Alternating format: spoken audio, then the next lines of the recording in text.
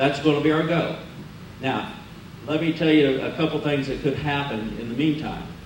We've got to work this safely because it's still very fragile in this area from a fire standpoint. So we're going to have to be very careful from that standpoint.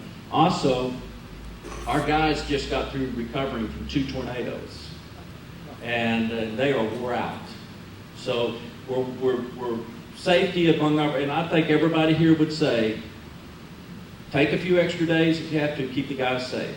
I don't think any of us want to see something happen to one of our linemen. I'd say the linemen are the greatest people in the world. I tell you what, they work hard. They're working hard right now. Matter of fact, they're used to coming in with mud on them. They're all coming in with black, just with soot.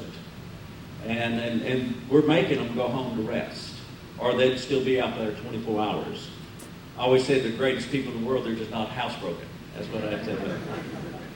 So that's kind of our game plan. Let's talk about time frames. We think that, again, Gainesville, we're going to be able to attack. It has a feed from a different direction. We're going to be able to attack and have it on.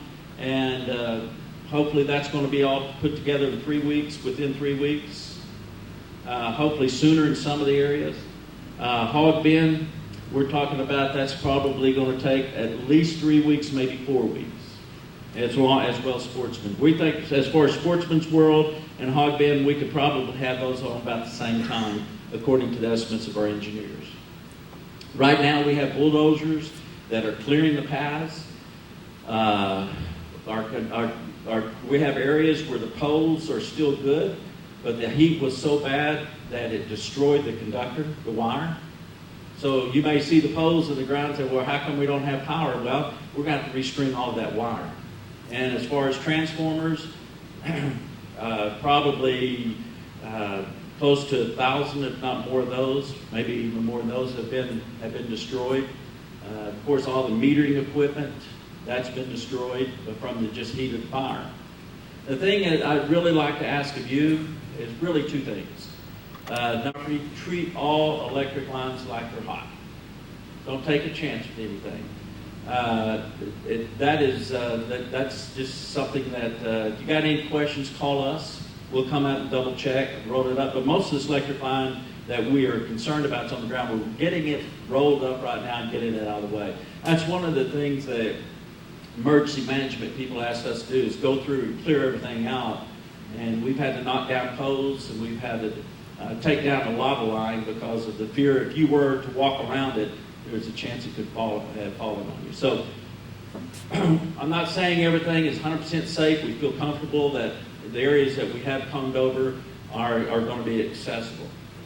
I think the second thing I'd like to ask of you, what we're going to do everything we can to communicate with you. That's the whole purpose of this. I want you to know as much as we know when we know it. And things may change as time goes on. Go to our website, at the United Cooperative Services website, and what we're going to have daily postings on there. We're going to have maps, and I'm asking the guys to show where we're about to get what we have turned on and where we're going next on the map, so you'll know exactly what's happening. And I guess the last thing I'd ask you, if you got any questions, please call us at the office. We're going to have our PK office. We'll have our office number available. You can contact us via the website. Let the guys work. Support them. Whatever you do, support them. They're out there for you. And you get a chance, do like the folks that did here. I know you will. They need a drink, help them get a drink or whatever. Just understand they're sitting there working for you. If there's any questions or any problems you might have, please let us handle that here, because they're going to be totally focused on getting the job done and getting it done safely. I guess the process, I'll just finalize this by telling you the process you go in restoration. The first thing you do in restoration, you have to go in and assess the damage. You don't just go in and start fixing things. You can't, and something like this that has to be put together so well. Our assessment stage is still going on. We were able to put a few holes in the ground that we knew that we're going to get people on it sooner, but we're primarily doing assessment. And once you do assessment, you have to do clearing. This whole area is just like a war zone, so we're clearing all this area out, And once this is cleared out, then our guys come in and start staking it.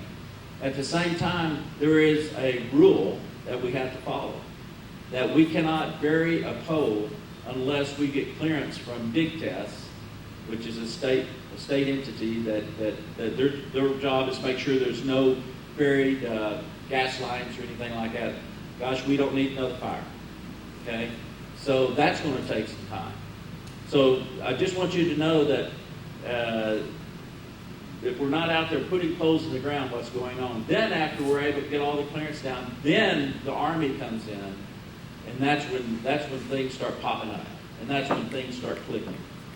But we have to follow this process. I mean, this is the only way we can do it. I wish we could come in and flip a switch and it's all fixed. And I know you're going to be inconvenienced, and I know you've been through a lot. That's why we wanted to have this meeting with you today. Just let you know we're with you, we empathize with you, we feel for you, and we're here to work for you. And anything you need, please let us know when it comes to your electrical service. So with that, I guess I'll open it up to see if was there anything else I needed to cover on there? That I'll open up any questions y'all might have. I just went over it real quickly, but I just kind of wanted you to know. Yes, sir. Will you be tagging structures using power generators, or do we need to let you know if they're using the power generator? It would be, that's a good point. I'm glad you brought that up. Yeah, if you want to use power generators, yes. But we would appreciate you letting us know you are, because according to how you have it hooked up, we want to make sure that it's not reversing back out onto our grid. A lot of times it'll come back through, if it goes a different way through the transformer, it'll go from like 220 volts or whatever it is, 110 volts to a higher voltage, and our guys could be working right there. So yes, please do. If you're using your transformer, just let us know. We'll mark it on the map if you have a transformer. I use generator. I'm sorry. Well, that's a great question. Yes, sir. What about us that's north of PK? Like up by Grayford. I live 4 miles north of Grayford and I still don't have power. Okay, the Grayford area right now, that's the area that we're almost ready to start setting poles now. Yeah, you should have power here just relatively soon. Yes, sir. All areas within a certain subdivision, like Spruce, are they all going to come on at the same time, or could there be different stages? Well, that's another good question. We're glad you brought that up. What we're going to do, we'll make sure that the services that, like for instance, the damaged houses, inhabitable houses, we're going to make sure that before we heat up, they're disconnected from the grid. And so yes, when we heat up a certain section, all the houses in that section will come on at the same time. And that's why I'd really like for you to pay close attention to our website, because it would really be good if you're home or you go back and double check and make sure it did come on. Because if your neighbors came on and you didn't, then we have a problem. You have a problem either in your house or there's something else there that you need to call and let us know about. Good question. Yes, ma'am. I was just wondering about the water plant at Sportsman's World. If it may come online earlier, that you said there may be spots you don't know. I think right now they don't know the generator. Yeah. No, it would probably be about the same as the residents out there. Because once we get it there, then we're pretty well heat everybody else up. Yes, The ma'am. problem there is if the residents don't have power, their pumps, their grinder pumps won't work. So That's right. the sewage system is not going to work. Right. Another question. I'm in Portsmouth World also, if the area is opened up to, because of not having fire danger and all that, and we've got security, but it's open to the residents to come back in to start working on stuff, is that going to get in your way? No, I don't believe so. I think that, thank you for asking that. That's a thoughtful question to ask. We will be working primarily there where the main line comes in. Right. And it probably not. What you probably will see fairly soon are stakes where there's not poles in the ground.